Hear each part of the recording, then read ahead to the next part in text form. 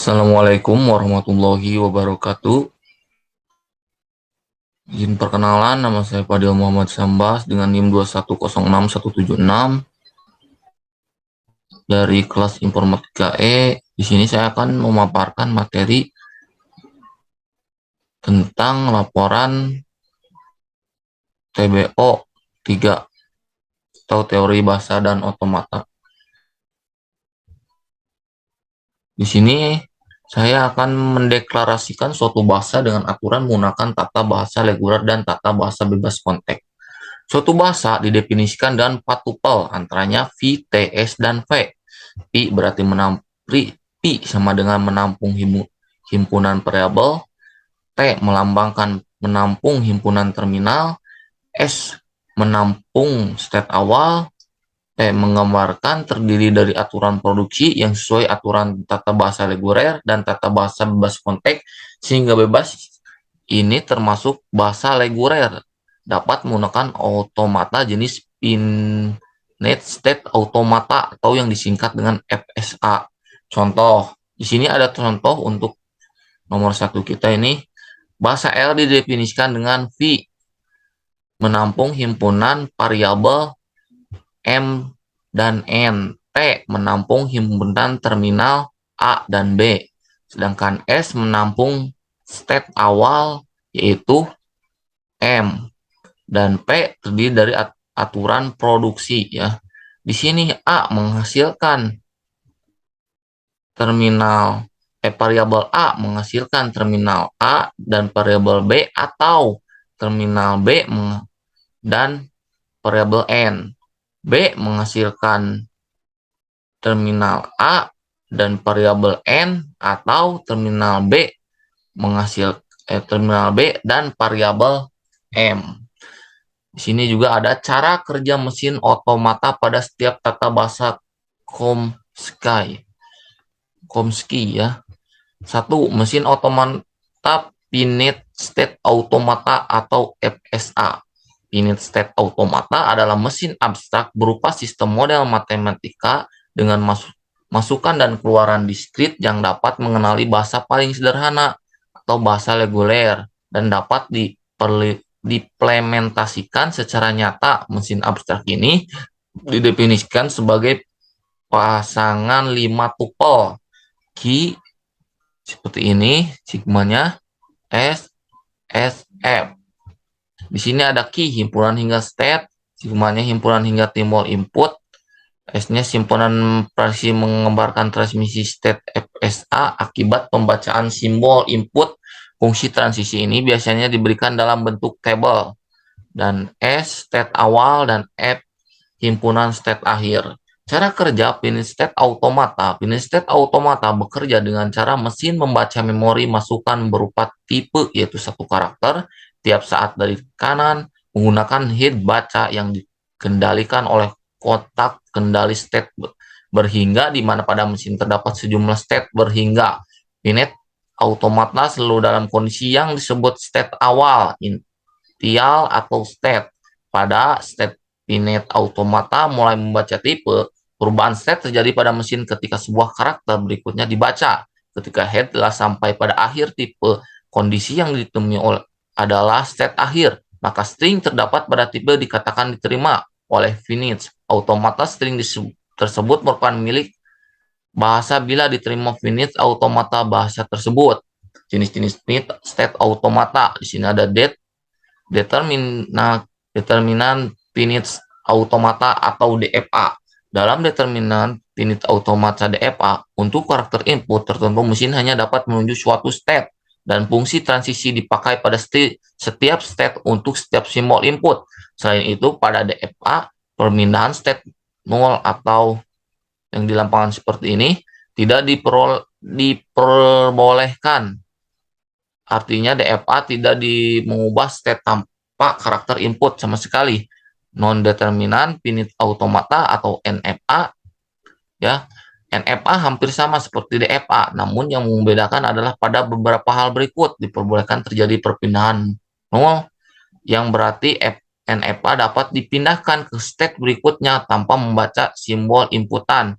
NFA dapat mengirim beberapa state untuk input tertentu. Pada dasarnya beberapa hal di atas tidak membuat NFA lebih unggul dan DFA jika kita membandingkan keduanya dalam hal kekuatan. Keduanya serta karena fitur tambahannya tersebut, NFA memiliki fungsi transisi yang berbeda, sebaliknya sama dengan DFA. Di sini ada contoh unit state automata SFA untuk mengecek parity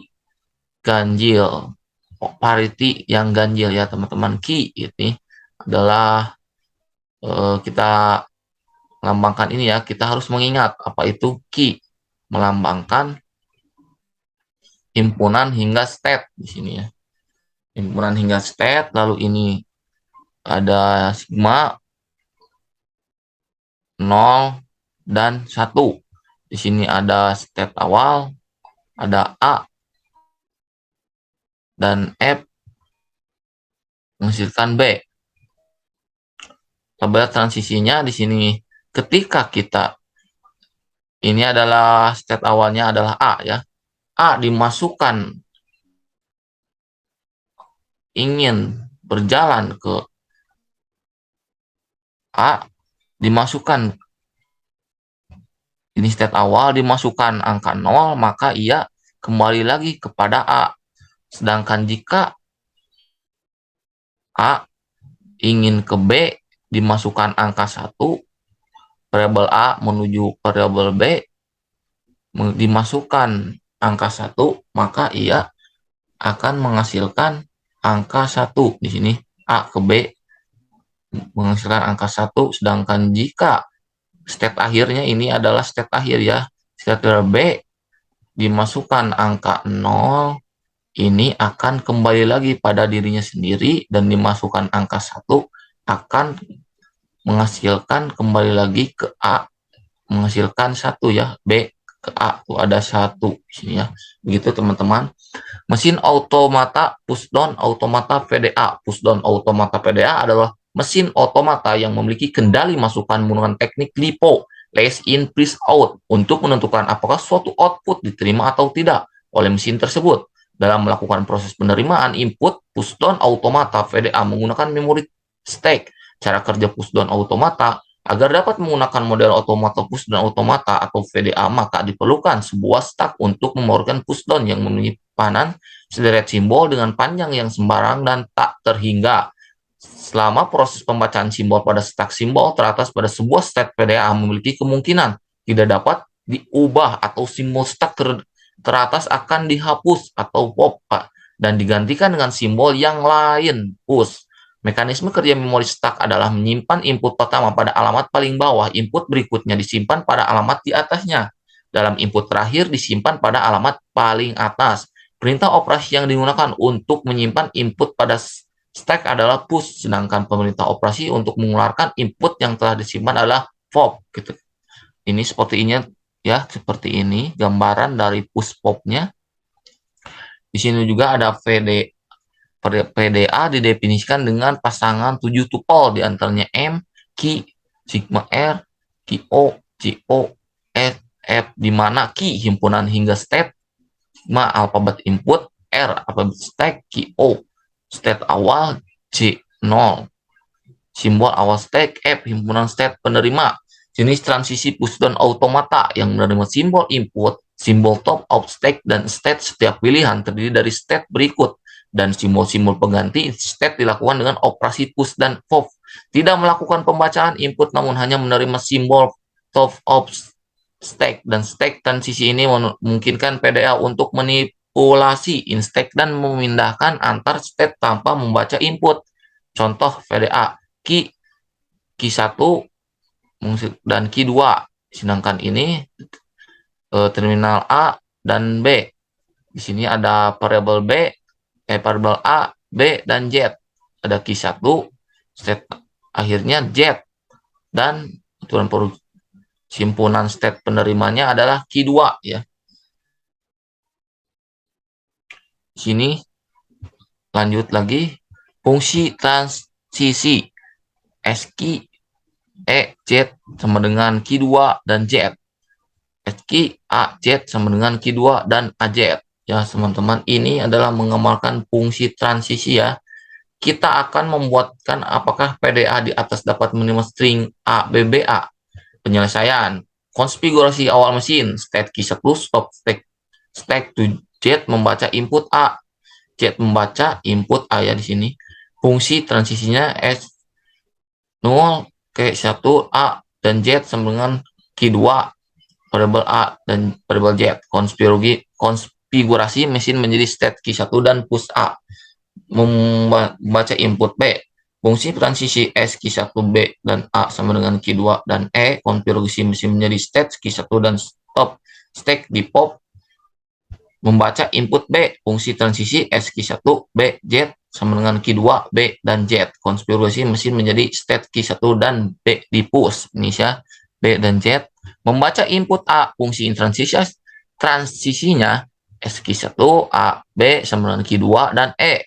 Stack key 1 dan top stack di pop ya, tanpa menerima input dari kosong. Fungsi transisi S key 1 E dan Z sama dengan key 2 dan Z. Konfigurasi mesin menjadi state key 2. String ABA diterima karena tracking sampai di data penerima key 2 ya, key 2 ini. String ABBA selesai dibaca. Oke, terima kasih. Sekian pemaparan materi dari saya. Mohon maaf bila ada kesalahan. Wabillahi taufiq wal hidayah. Wassalamualaikum warahmatullahi wabarakatuh.